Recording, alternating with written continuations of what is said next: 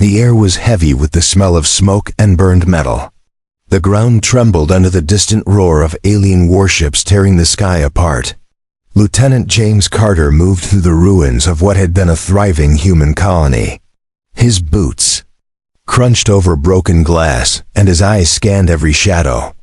Somewhere in the chaos, an enemy commander was rumored to be hiding, a figure so feared that even her own soldiers whispered her name in dread. James had seen enough death in the last 2 days to last a lifetime. The alien invaders had come without warning, destroying cities, enslaving survivors, and burning fields. The defenders had fought back, but the enemy's technology was beyond anything Earth had prepared for. Yet despite their power, something about their attacks felt desperate, as if they were driven by more than conquest. James couldn't shake the feeling that there was another purpose behind the slaughter. He reached the edge of a collapsed temple.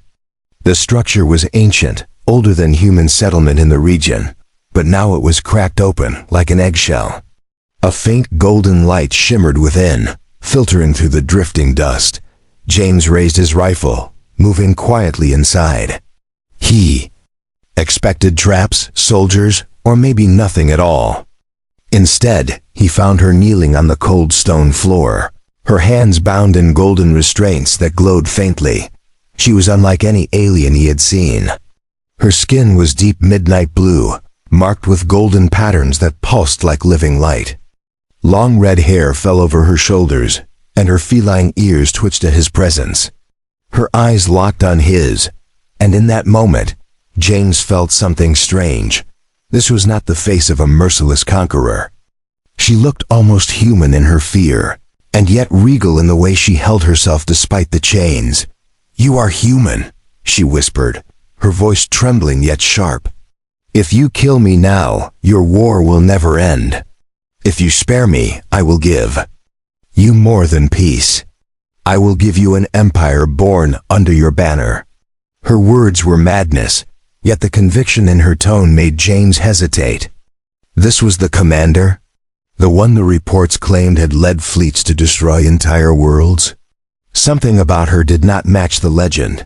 James kept his rifle aimed at her, his finger near the trigger. "Why should I believe you?" he asked. "Your kind has slaughtered ours without mercy." She didn't flinch at his accusation. Instead, she lowered her head, the light from her markings dimming slightly. "Because my kind will turn on me soon," she said. "And when they do, they will not just kill me. They will take your worlds and your people until nothing remains. I can stop them, but only with you." Her voice was urgent, almost breaking. A crash sounded outside the temple, followed by the echo of boots or something heavier approaching. James glanced toward the doorway, then back at her. "Who's coming?" She tilted her head, listening, her tail curling behind her. "My hunters," she said softly. "They would rather see me dead than in your hands." There was no time to call for backup. James could hear the sound of weapons charging, a deep hum that made the air vibrate. He knew he had to decide quickly. The alien woman leaned forward, her chains clinking softly against the stone. "Spare me, human," she said, her voice low but fierce, "and I will be yours to command. I will bring my fleets under your rule. Together, we can build something greater than either of our peoples have ever known." James felt a knot tightening in his chest. If she was lying, he could be dooming humanity. If she was telling the truth, killing her would destroy their only chance for survival.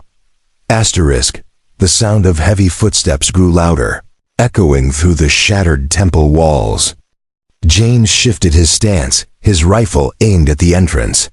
The alien woman's eyes followed his movements, unblinking, as if weighing whether he would save her or abandon her.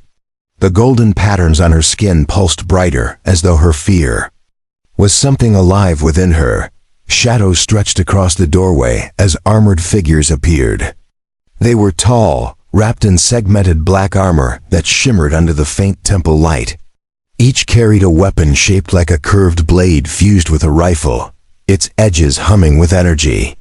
Their faces were hidden behind masks marked with the same golden symbols as the woman's chains. They moved with the precision of predators who had already chosen their prey. The lead soldier spotted her instantly. "Commander Lysara," he growled in a language James did not know, but somehow understood from his tone. "You will return with us, or your blood will stain these stones." The woman Lysara straightened slightly, her chains rattling. She did not answer him, only looked at James again. Her gaze was sharp, filled with both fear and a silent command. James realized she was telling him to choose now. There was no time to think. James fired first, the sharp crack of his rifle echoing off the temple walls. The lead soldier staggered but did not fall, his armor deflecting most of the impact. The others surged forward, energy blades igniting with a piercing hum. James ducked behind a fallen pillar, returning fire in short, precise bursts. Sparks lit the air as their weapons clashed against the stone, slicing through ancient carvings like paper. Lysara moved too, despite her chains. She twisted her body and swept her legs under one attacker, sending him crashing to the floor. Her tail lashed like a whip, catching another across the faceplate and sending him reeling. Even bound, she was too fast for a normal prisoner. James wondered how much deadlier she would be without the restraints. But the soldiers were strong, and they were not slowing down. One lunged at James, blade raised high. He barely rolled aside in time, the weapon striking the ground where he had stood. Dust and fragments of stone rained down on him. He fired point blank, the shot slamming into the soldier's neck joint. This time the armor gave way, and the figure collapsed. The other soldiers hesitated for a heartbeat, glancing at their fallen comrade. It was enough for Lysara to act. She leapt forward, wrapping her chained arms around the nearest soldier's weapon. The golden links cut into her skin, but she wrenched the weapon away and drove its blade into his chest. A harsh cry echoed through the temple, and his armor dimmed as he fell. James dropped the last attacker with a shot to the leg, then the head. Silence followed, broken only by the sound of Lysara's breathing. James approached her cautiously, rifle still ready. "If I free you, you better not turn on me," he said. She tilted her head, a faint smirk touching her lips despite the blood on her skin. "If you free me," she said softly, "you will have the most dangerous ally in this war." Her chains glowed brighter, as though sensing the possibility of release. James knelt and examined the strange golden locks. They were warm to the touch, almost alive. The device on his wrist, a standard human military tool, was not built for alien tech. But James began working anyway. Sparks jumped as he tried to override the lock's strange pattern. Lysara watched him closely, her gaze never leaving his hands. Outside, the distant sounds of battle reminded him they had little time. If more soldiers came, they might not leave this place alive. With a final sharp click, the chains loosened and fell away. She rose slowly, flexing her arms, the golden patterns on her skin now glowing steadily. "You have done more than save my life," she said, her voice low and dangerous. "You have changed the fate of your people." James wasn't sure if that was a promise or a warning. Either way, there was no going back now. The temple was quiet now, but James knew that silence never lasted long in war. The bodies of Lysara's hunters lay scattered across the cracked stone floor. The golden chains that had bound her glimmered faintly in the dust, their glow fading. Without her touch, James stepped over the fallen soldiers, scanning the shadows for movement. Every instinct told him they had minutes before more arrived. Lysara moved with a new presence, no longer weighed down by her restraints. Her steps were graceful, almost predatory, and her glowing patterns pulsed with steady light. She stopped beside one of the fallen, kneeling to retrieve a small crystal-like device from his belt. She tucked it into the folds of her armor, her expression unreadable. James noticed her eyes flick toward the doorway, as if already thinking ahead. "We can't stay here," James said, adjusting his rifle strap. "Your people will come back in force." Lazara turned to him, her voice calm despite the danger. "They are not my people anymore. Not since I chose to speak to you instead of killing you." Her gaze was firm, but James caught the flicker of something else: regret, or perhaps defiance. She motioned for him to follow as she began moving toward the rear of the temple. They passed through a narrow corridor lit only by the dim glow of her markings. Ancient carvings covered the walls, telling stories of battles long before humans had reached the stars. James could not read the alien symbols, but he recognized images of fleets, worlds burning, and crowned figures holding blades. He wondered if Lazara's story was hidden somewhere in these walls. She walked ahead without pausing, as if the past meant little to her now. The passage opened into a small courtyard overgrown with strange golden-leafed vines.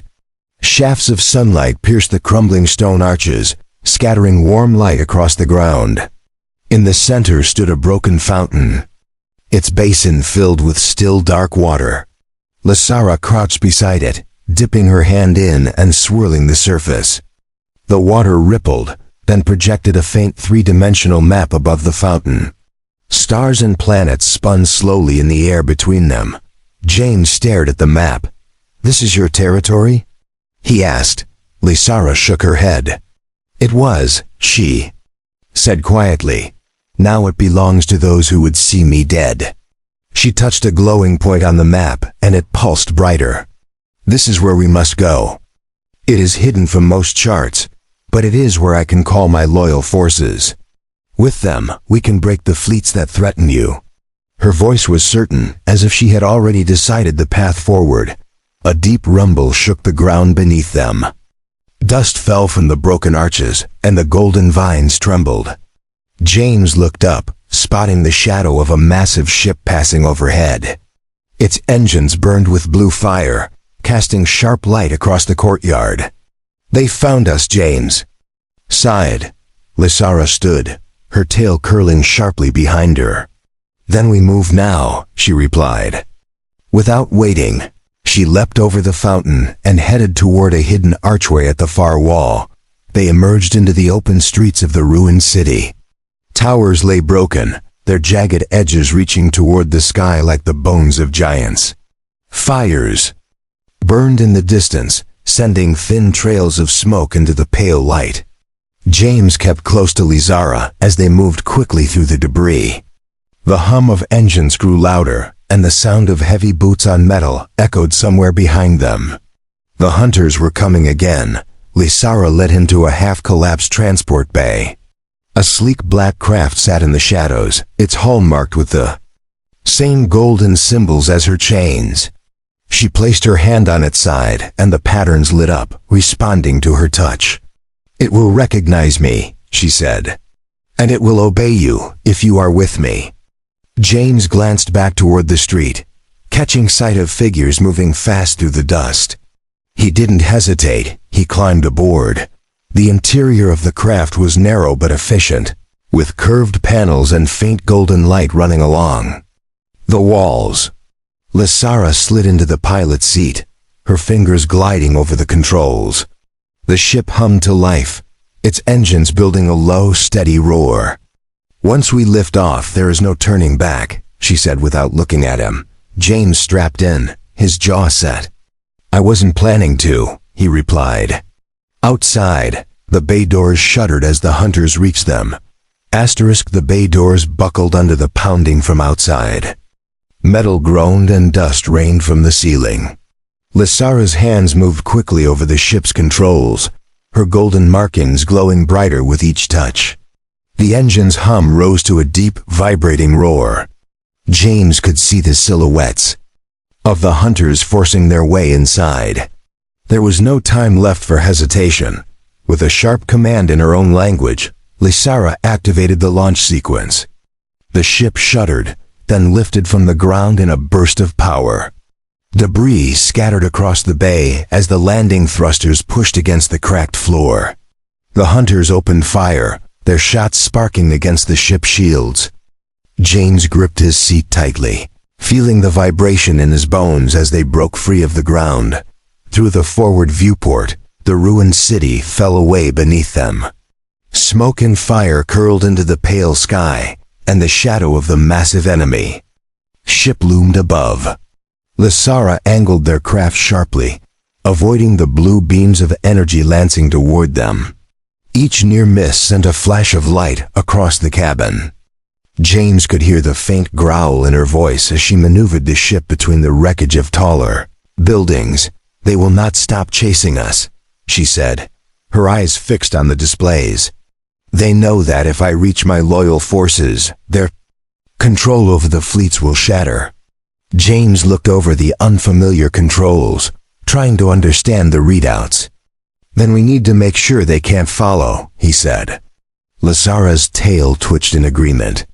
She tapped a control, and a holographic star chart appeared, showing a highlighted route into deep space.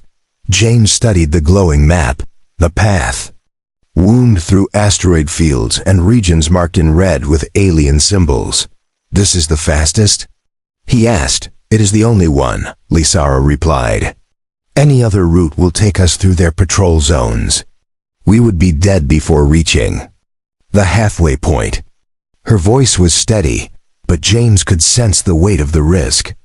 The highlighted line on the map pulsed like a heartbeat. The ship burst free from the atmosphere, stars spilling across the blackness beyond.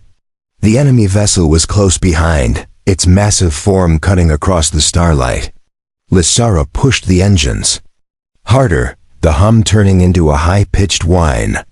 James could see the enemy ship's weapons charging, faint blue light building along its flanks. "Brace," she said sharply. The next moment, streams of energy tore past them, shaking the entire craft. Lysara twisted the controls, sending their ship into a rapid spin. The view outside became a blur of stars and metal. One of the enemy's blasts struck an asteroid ahead, shattering it into a storm of jagged fragments. "Hold on," she warned. The ship weaved through the flying debris, the shields flickering each time a rock struck. James felt the impact reverberate through his seat, but the vessel held together. They reached the edge of a dense asteroid belt. Lysara guided the ship into its shadows, cutting their main engines to reduce their energy. Signature. The enemy vessel slowed behind them, scanning the field. James watched the radar display, his breath tight in his chest. For a few tense moments, the hunters seemed to hesitate. Then, slowly, the larger ship began to drift away, its sensors failing to locate them in the chaos of drifting stone. James let out a slow breath, but Lysara did not relax. "They will guess our destination," she said. "We must still move quickly." She reactivated the engines at a lower power, guiding them deeper into the asteroid field. The dim light inside the cabin gave her features an almost ghostly look, the golden patterns on her skin glowing like fire against the darkness. James realized that every second they traveled, they were moving farther from Earth and deeper into her world. For a long while, they traveled in silence, the only sound the soft hum of the ship and the faint rattle of debris striking the hull. James studied her from the corner of his eye. She moved with purpose, but there was something in her posture that suggested more than strategy. Finally he asked, "Why me? Why not approach another human, someone with more power?" She glanced at him briefly, then back to the controls. "Because you acted without hesitation when I asked for my life," she said. "That is the kind of decision a leader of empires must make." James sat back in his seat, letting her words sink in. The hum of the engines filled the silence between them. Outside the viewport, fragments of asteroids drifted past, some so close their shadows flickered across the ship's hull. He wondered if this path they were taking was a rescue mission or a journey into something far more dangerous. Lysara's eyes were fixed on the star map. Her fingers moved quickly over the glowing symbols, adjusting their course with subtle corrections. "We will reach the Veil sector soon," she said. "It is a hidden region, protected by storms and gravity rifts. Only my bloodline can pass through unharmed." James studied her profile. There was no doubt in her tone, but he knew such places. Rarely allowed safe passage without cost. "What happens if we don't make it?" he asked. Her golden markings dimmed slightly as she answered. "Then the hunters will find us before we escape, and your people will lose their last chance at survival." She glanced at him, her gaze holding his for a long moment. "I did not choose my words lightly when I promised you an empire." There was no arrogance in her voice, only certainty. A warning light flashed on the control panel. Lysara's ears twitched, and she tapped a new sequence into the navigation array. "We are being tracked again," she said. James leaned forward, scanning the radar display. A smaller vessel had entered the asteroid field behind them, moving quickly. Its energy signature was unfamiliar, neither human nor matching the hunter's design. "Friend of yours?" he asked. "No," she replied. "And not a friend of yours either." The ship's engines flared as she increased speed. The asteroids around them blurred, spinning slowly in the artificial gravity of the belt. James kept his eyes on the approaching vessel. It was weaving effortlessly through the debris, closing the distance with alarming speed. "They know this path," he said. Lysara's voice was tense now. "Only those with forbidden knowledge could follow us here. That means they want more than my capture. They want what I carry." Before he could ask what she meant, the enemy ship fired. Twin bolts of green energy streaked past their hull, missing. "My meters." Lysara pulled hard on the controls, rolling their craft sharply to avoid the next volley. The sudden movement threw James against his restraints. The cabin lights flickered under the strain of the evasive maneuvers. The enemy ship stayed on them, its weapons cycling for another shot. "Can we outfly them?" James shouted over the rising hum of the engines. "Not for long," she answered. "Their craft is lighter, faster, but ours is stronger." She tapped a control on the arm of her seat, and a panel slid open on the dashboard, revealing a row of crystal-like switches. "These are not human weapons," she said. "They will do more than damage. They will send a message." The ship's forward cannons lit up with a golden glow, the same shade as the patterns on her skin. Lysara locked onto the enemy vessel and fired. The energy beam was sharp and blinding, cutting through the blackness like a spear of light. It struck the smaller ship, ripping across its hull and sending it spinning into a nearby asteroid. The explosion lit the belt in a brief flash before fading into darkness. Silence returned, broken only by the steady hum of their engines.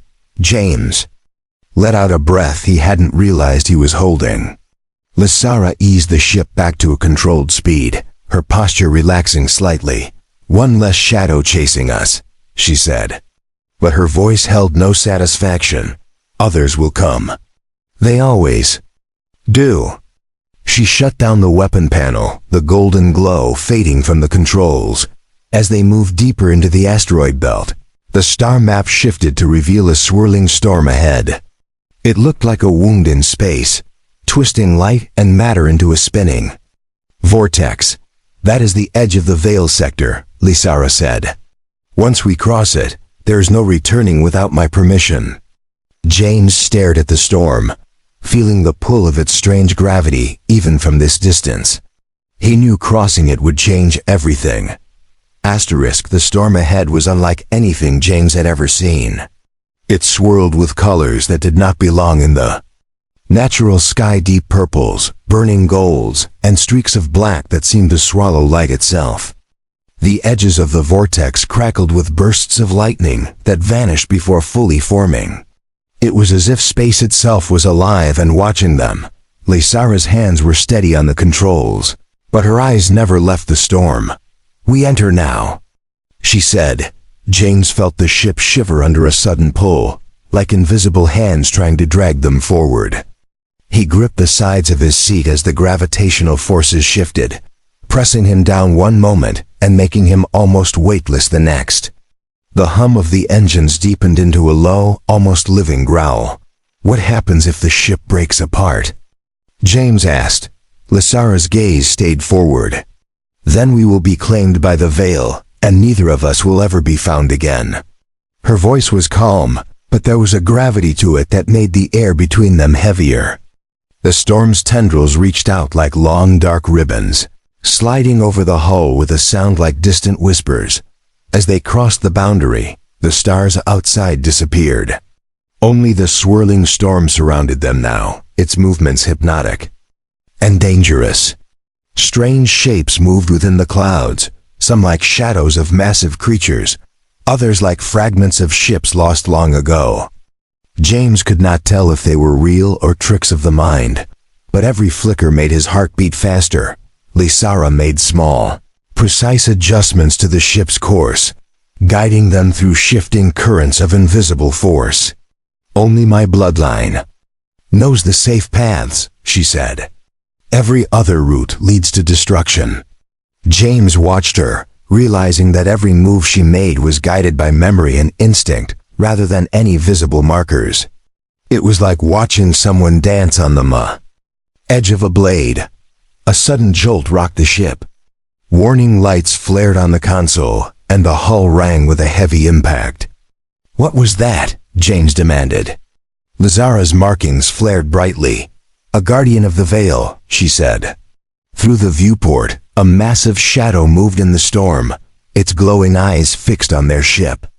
The creature's body was hidden in the swirling darkness, but its size was enough to make James feel small. The guardian surged toward them, its movement causing the storm itself to shift. Lysara threw the ship into a sharp dive, barely avoiding a swipe from one of its immense clawed limbs. The vortex around them roared, as if reacting to the guardian's anger. James strapped in tighter, his hands ready over the emergency controls. Though he knew they meant little against something this large, Lysara's voice was a low, urgent command. "Hold steady." She twisted the ship in a tight spiral, drawing the guardian into chasing them. Every turn seemed to take them deeper into the storm's core, where the colors burned brighter and the currents grew stronger. James could feel the pull trying to tear them apart, but Lysara held the course with unshakable focus. The guardian struck again, this time grazing the shields. Sparks burst across the control panels, and the lights flickered. James could smell the faint scent of scorched metal. "We can't take another hit like that," he said. "We won't need to," Lysara replied. She brought the ship around sharply, aiming it toward a narrow gap in the storm. The guardian lunged after them, its glowing eyes locking on their path. At the last moment, Lysara triggered the ship's forward cannons. A beam of golden light tore into the storm ahead, striking a hidden crystal formation embedded in the swirling mass. The impact created a violent surge that pulled the guardian off course, dragging it into the deeper shadows. The ship shot through the gap, breaking free into a calmer pocket of space within the veil. James let out a slow breath, his muscles aching from the tension. Lysara eased the ship into a steady glide, her markings slowly dimming back to their normal glow. "We are inside," she said. "From here, my allies will sense our presence. The true journey begins now." James looked out at the strange, peaceful space within the storm, knowing that whatever came next would decide far more than his own fate. The calm pocket inside the veil felt unreal after the chaos of the storm. The space was filled with soft golden light that seemed to come from nowhere, and the blackness of space was replaced by a gentle haze that glowed around them. James felt an odd stillness, as if the air itself was holding its breath. The hum of the engine seemed quieter here, almost respectful of the silence. Lysara guided the ship forward with a steady hand. Her eyes scanned the strange horizon, where faint shapes drifted like shadows beneath the light. Slowly, one of the shapes began to take form, a massive vessel, unlike any James had seen before. It was sleek and elegant, its hull covered in intricate patterns of gold and silver. It looked less like a warship and more like a moving temple. "They are here," Lysara said softly. Her voice carried a mixture of relief and caution. "These are the loyal fleets I spoke of. But loyalty is not given freely. I must prove that my choices have not brought ruin to our people." James studied her face. There was a sharp focus in her expression, but beneath it, he saw something else. Doubt. Carefully hidden, the great vessel shifted its course toward them, moving with deliberate grace. Smaller ships emerged from its shadow, surrounding Lysara's craft in a loose formation. No weapons were visible, but James knew better than to assume they were unarmed. The ships glowed faintly, their colors changing as they moved, as if speaking in a language of light. Lysara adjusted their own ship's lights in response, her fingers moving in a pattern James did not recognize. "What are you telling them?" he asked. "That I return not as their ruler, but as their ally," she replied. "And that I bring with me a human who may change the course of our future." James frowned. That might not be something they want to hear. Lysara's tail flicked once, sharp and controlled. "It will be, once they understand what is at stake."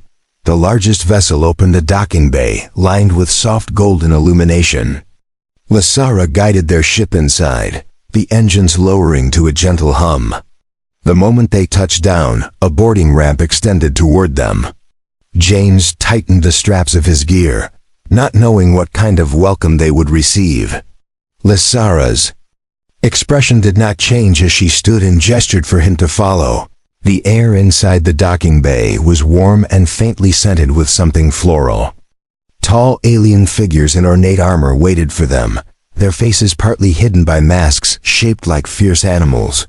Each carried a long ceremonial spear that shimmered under the lights. They did not speak as Lysara approached, but their eyes followed her every step. James felt the weight of their silent judgment pressing on him. At the end of the bay stood an older alien woman, her skin marked with deep golden patterns that seemed etched into her very being. Her gaze was sharper than any weapon, and her posture spoke of centuries of authority. "Lysara," she said, her voice like the strike of a bell. "You return from exile with a human at your side. Explain this before we decide whether you live or die." Lysara did not bow. She stood tall, meeting the elder's gaze. "I bring him because he saved my life when my own sought to end it," she said. "And because I believe the fate of our people and his are now tied together. Alone, we will fall. Together we will rise beyond anything our enemies can imagine." Her words rang through the bay, carried by conviction more than volume. The elder's eyes shifted to James for a moment. The silence was so complete that he could hear his own heartbeat. "Human," she said, "if what she says is true, then you are more than a soldier. You are a thread in a new tapestry, but threads can be cut if they weaken the whole." James held her gaze, unwilling to show fear. "Then I will not be the one to break," he said. The elder's gaze lingered on James for a long moment before she turned back to Lysara. "You speak of unity between our kind and humans," she said. "Such words are dangerous in a time when fear governs hearts." Her voice carried the weight of judgment, but also the faintest hint of curiosity. Lysara stepped forward, unflinching, her golden markings glowing brighter in the warm light. "I speak of survival," Lysara replied. "The hunters who came for me will not stop with my death. They will burn every world that does not bow to their will. Your fleets alone cannot withstand them. But with human strength and will, we can shatter them." She gestured toward James. "This one fought beside me in the ruins of a city, against enemies who would have killed him without hesitation. He chose to save me instead." The elder studied James again, her eyes narrowing slightly. "Human," she said. "Do you understand what she offers you? An alliance of peoples is not easily made. It will demand blood, sacrifice, and unyielding trust." James met her gaze without wavering. I understand, he said. And I will give all three if it means protecting both our worlds. The words were simple, but he meant everyone. A murmur rippled through the armored guards, their golden eyes shifting toward each other. The elder raised her hand for silence. Lizara, she said, if I grant you command again, you will lead not only your loyal fleets, but also the lives of those who have never trusted a human. Failure will mean exile once more permanent and final. Lysara inclined her head, her expression hard but calm. Then I accept, she said. But understand this, if we succeed, this alliance will not be one of master and servant. It will be a bond of equals. The elder's expression softened just slightly, though it remained unreadable to James. So be it, she said at last. Prepare your forces. War comes sooner than you think. The finality of her tone sent a chill through the air. Lysara led James out of the docking bay into a wide corridor lined with shimmering banners. Each one displayed a crest of gold and silver, representing ancient victories. The air here felt different, charged with purpose, yet heavy with the weight of history. You have changed more than you know, she said quietly as they walked. My people do not give trust lightly, yet you now carry it in your hands. They reached a war room where a massive holographic table displayed a map of known space. Red zones marked enemy-controlled regions, and James was struck by how much of the map they covered. Lysara pointed to a cluster of golden markers deep within hostile territory. These are my remaining loyal fleets, she said. They will rally when they know I am alive. But to reach them, we must break through 3 of the enemy's strongest lines. James studied the map, his mind already working through possibilities. We'll need more than speed, he said. We'll need misdirection. Make them think we're going one way, then hit where they least expect. Lysara's tail curled slightly in agreement. Your kind's unpredictability is one of its greatest weapons, she said. We will use it well. Her eyes held a rare spark of something almost like pride. The next hours were filled with planning. Lysara spoke with commanders through shimmering communication relays, their alien faces appearing in bursts of golden light. At first, many questioned the presence of a human, but Lysara's unwavering defense of him silenced most doubts. When one commander scoffed openly, James met the challenge head-on, speaking of battles he had fought and the cities he had defended. By the time the link closed, the commander's tone had changed. When the preparations were complete, the elder herself came to the war room. It is done, she said. You will have the ships you need. But remember, victory will mean nothing if you cannot hold what you win. Her eyes shifted between Lysara and James. If you succeed, then perhaps the empire you speak of will truly be born, and it will carry the blood of humans as much as my own people. Lysara stood at the center of the war table, her markings glowing like fire, and placed her hand over James's. Then we go to war, together, she said. The holographic map shifted, displaying their first target. James felt the weight of what lay ahead, but also the unshakable resolve in his chest. Whatever came next, he knew they would face it as one.